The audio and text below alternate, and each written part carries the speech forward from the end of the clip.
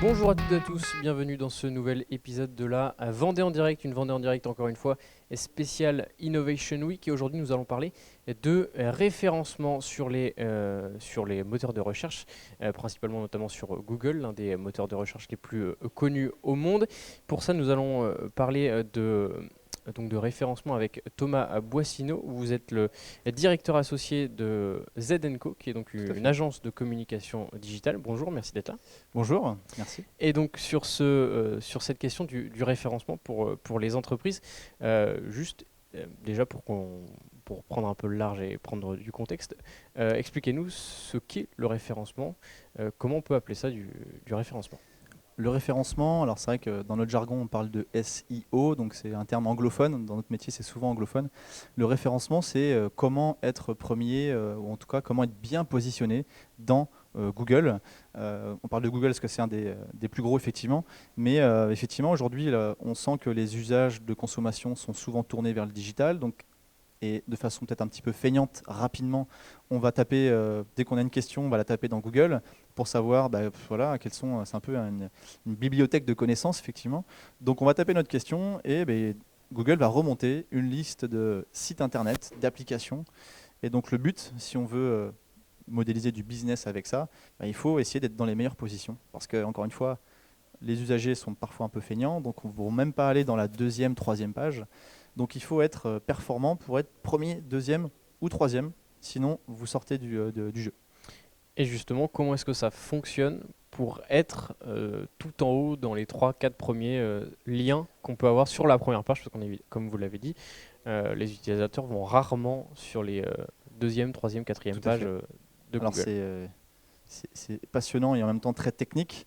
Il y a beaucoup de leviers en fait, hein. Il y a plus de 300 critères référencés en tout cas pour essayer d'atteindre la meilleure position. Dites-vous bien qu'en fait vous pouvez être premier, deuxième, troisième sur en fait une question, sur une expression, sur un mot-clé. Donc plus le mot est vaste et vague, plus ça va être concurrentiel. Donc l'idée c'est plutôt de se positionner sur des requêtes un peu moins concurrentielles, plus précises, plus ciblées. Donc ça demande parfois un peu plus d'études en amont.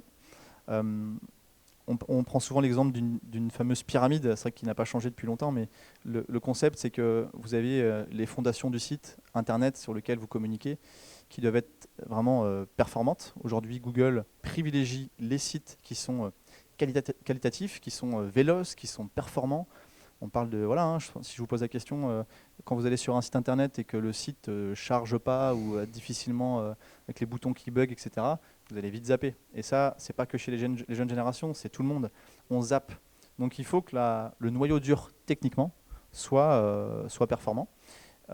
Et ensuite, évidemment, pour convaincre l'internaute, mais aussi pour convaincre Google, il faut qu'il y ait du contenu.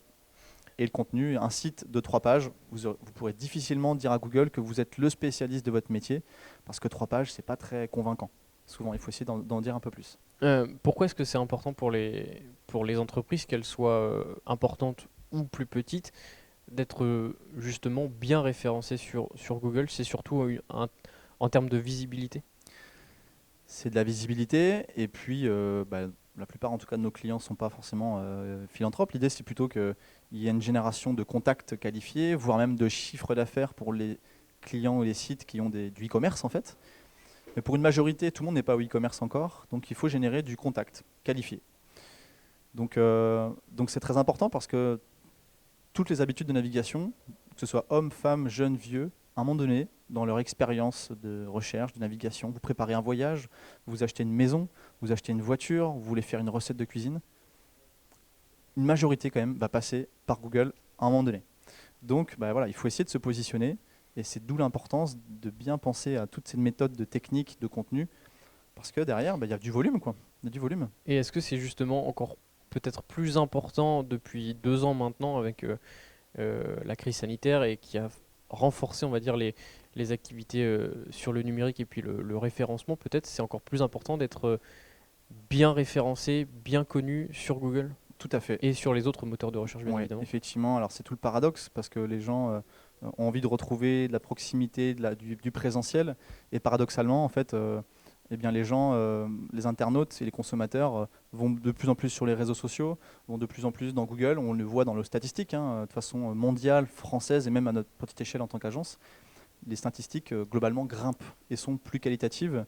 Donc l'enjeu devient très important parce qu'il y a beaucoup de monde, quoi. Tout se passe ici aujourd'hui. Euh, Bien évidemment, pour une entreprise, encore une fois qu'elle soit importante ou petite, le fait d'être bien référencé, le fait d'être mis en avant sur une page comme celle de Google, même je pense à Safari ou Mozilla, pour citer d'autres moteurs de recherche, ça amène justement de l'activité économique. Ça, vous pouvez le constater sur les entreprises que vous conseillez. C'est quelque chose ou même sur votre propre site internet, c'est quelque chose qui fonctionne pour augmenter l'activité.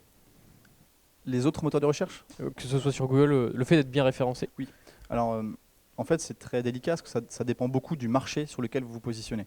Vous êtes un camping dans le tourisme, vous êtes une agence immobilière, vous êtes sur des secteurs ultra concurrentiels où vous avez des mastodontes qui sont devant vous, donc des Airbnb, des Trivago, des hotels.com ou alors des chaînes de camping très connues.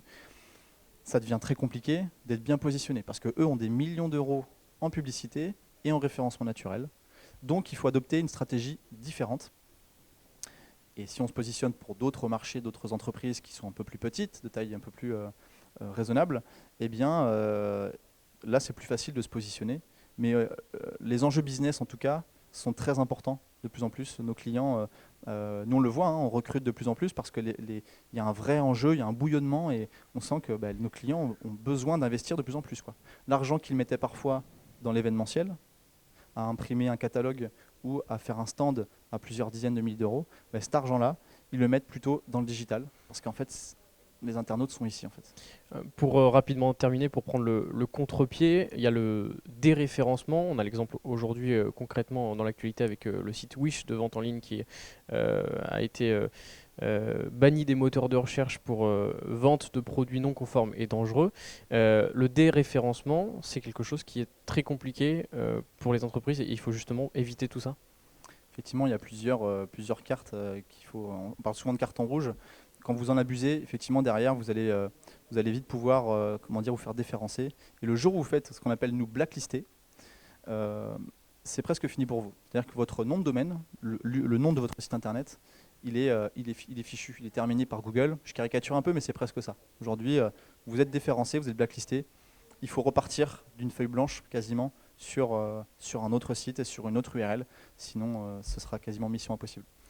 Merci Thomas Boissino. Je rappelle que vous êtes le directeur associé de l'agence de communication digitale Z&Co ici au Sable d'Olonne. Merci pour toutes ces précisions et nous on se retrouve très bientôt pour une nouvelle Vendée en direct.